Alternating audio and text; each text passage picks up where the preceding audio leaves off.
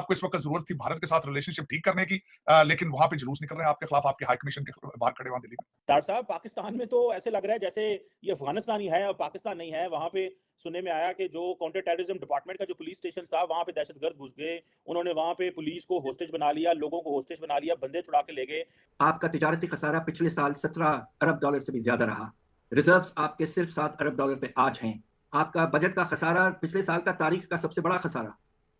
तो इस लिहाज से पाकिस्तान बेपनाह मुश्किलात में फंस चुका है। जय हिंद दोस्तों, पाकिस्तान और तालिबान के बीच तनाव लगातार बढ़ता जा रहा है। जानकारी के मुताबिक तालिबान ने पाकिस्तान पर हमला कर दिया। तालिबान आतंकवादियों ने रविवार को पाकिस्तान के खैबर पख्तूनख्वा में हमला किया था और एक काउंटर टेररिज्म सेंटर पर कब्जा कर लिया है। पाकिस्तानी पुलिस के मुताबिक तालिबानी आतंकियों ने कई जवानों को बंधक बना लिया है और एक पुलिस कर्मी की मौत हो गई है। आतंकवादियों ने छावनी में घुसपैठ की और वहां कैद आतंकवादियों को मुक्त करा लिया। आतंकियों ने खतरनाक हथियार से हमला किया, जिसमें ग्रेनेड और रॉकेट लॉन्चर भी शामिल था।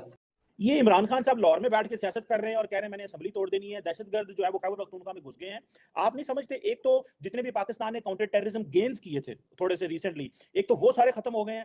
दूसरा, जो इमरान खान ने ये सियासी अफरा तफरी, और सियासी अफरा तफरी वैसे पाकिस्तान में है, इसकी वजह से वो जो रिट ऑफ द स्टेट है वो कोई नहीं खत्म हो गई। सियासतदान कंट्रोल ले नहीं रहे, मिलिट्री एस्टेब्लिशमेंट जो है वो भी गायब है। तो ये क्या बन रहा है? और बिलावल भुट्टो साहब जो है वो वाशिंगटन में बैठे हुए हैं वेकेशंस पे। आप कैसे समझते हैं ये तालिबान का वापस आना? मतलब इतनी स्ट्रॉन्ग अरबों डॉलर तारा हमारे डिफेंस पे और सिक्योरिटी पे लग जाता है, और ये लोग जिस मर्जी जहां मर्जी घुस के जिस पुलिस स्टेशन पे वो कब्जा कर लिया। ये क्या, what is the state of the affairs? How do you see this sir?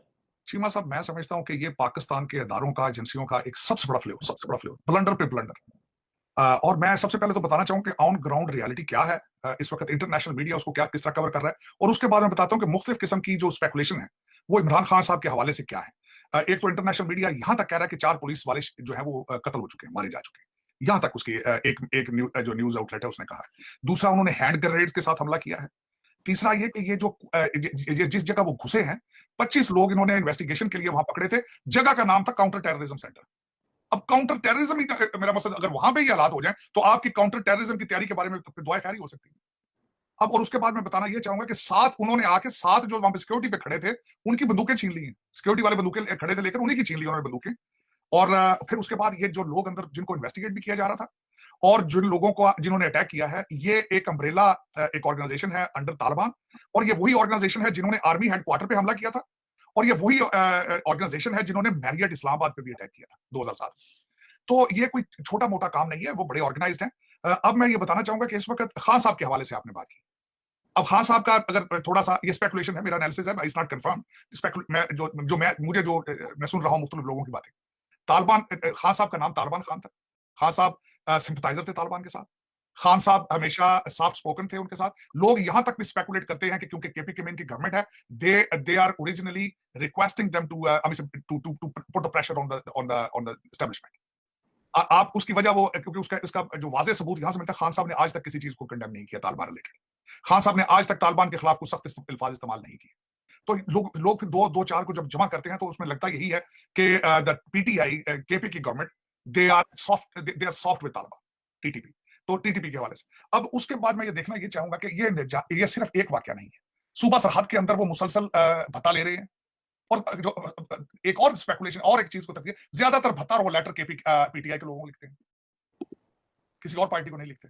Swat के अंदर उनकी मौजूदगी, उनका निकलना, स्वात के लोगों का एहतजाज में निकलना, ये सारी चीजें मौजूद हैं। लेकिन मैं समझता हूं कि हमारे अदारे कहां हैं आज।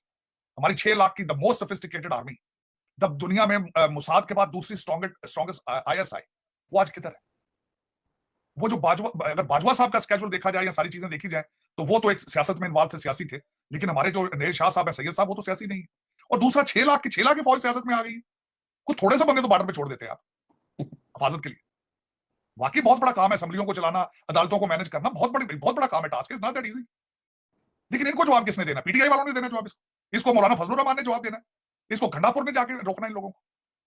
तो ये आज दर हकीकत, एक और मैं बात बताता हूं, आज आपने इनको जवाब ना दिया तो कई फ्रंट खुल जाएंगे आपके, ये भी बता रहा हूं। पीपल आर टेस्टिंग यू, क्योंकि आप इतने कमजोर हो चुके हैं, आप इतने लाचार हो चुके हैं कि, और आपका फॉरेन मिनिस्टर को आज शाम की फ्लाइट से वापस जाना चाहिए था, लेकिन वो एम्बेसी में बैठ के दिन में 3-3 इंटरव्यू दे रहे हैं मुख्तलिफ न्यूज एजेंसीज को। जिस तरीके से किसी ने उनके कान में कह दिया कि next prime minister of Pakistan is you, that's exactly how he is behaving sitting in the Pakistan embassy in Washington DC. क्या जरूरत थी इस वक्त प्राइम मिनिस्टरशिप की कैंपेन चलाने की? क्या पाकिस्तान को जरूरत है इस वक्त के नया लीडर एक आए, जिस तरह आपके नाना फॉरेन मिनिस्टर थे, जिस तरह उन्होंने यूनाइटेड नेशंस के अंदर आके फाड़े थे कागजात, आज आप अपने ही पेट्रोलियम मिनिस्टर को डिनाई कर रहे हैं, आपने कई और नए फ्रंट खोल लिए हैं, आपको इस वक्त जरूरत थी भारत के साथ रिलेशनशिप ठीक करने की, लेकिन वहां पे जुलूस निकल रहे हैं आपके खिलाफ, आपके हाई कमीशन के बाहर खड़े वहां दिल्ली में। लेकिन देखें, मसला ये है कि चले ठीक है, इन लोगों की तो इनका तो डोमेन ही नहीं ना कंट्री को प्रोटेक्ट करना, बट जो प्रोटेक्ट करने वाले वो किधर है आज? अगर मुझसे जाती तौर पे पूछा जाए, जिस तरीके से बन्नू में और जिस तरह आपके लोगों को मारा जा रहा है, 115 पुलिस वाले केपीके में पिछले साल मारे हैं तालिबान ने। इस वाकये के बाद आपको चाहिए था कि आपकी फौजें अफगानिस्तान के 25-25, 30-30 मील अंदर घुस जाती जाके, ताकि कोई रिटेलिएट किया जाता, बताया जाता कि वी आर स्टिल अलाइव। लेकिन ये कि अफसोस वाली बात है, आपके वो जो कई छोटे-छोटे सेनेटर हैं, वो छोटे-छोटे लीडर हैं जो पीटीआई के, छोटे-छोटे वो अपना टुकड़े किस्म के वो ट्वीट कर रहे हैं, मिन्नतां तरले ची ची ची ची कर रहे हैं। इस तरह नहीं ये चलता। वो they have ambitions, they have support at the same time, they have agenda at the same time, and you are calculated, you are predictable. आप जितना लेटते जाओगे वो चढ़ते जाएंगे। ये this is a international law, this is a psyche of the predator and the prey. आप इस वक्त प्रे हो, they are predators, they are calculating you how what can you do. और बाजवा साहब ने जिस तरह सियासत की है अपने पीरियड में, वो समझते हैं शायद आप सारे सियासी हैं, वो समझते हैं कि शायद ये सारे सियासी हैं, they are just interested in chief ministership. आज भी बाजवा साहब ने परवेज लाई साहब को कॉल करके कहा, कल जो उन्होंने कहा, बाजवा साहब तुसा केड़ा इलेक्शन लड़ना यार, एक बंदा करना है तो करन दो जो मर्जी उन्हें करना, you can not please everybody to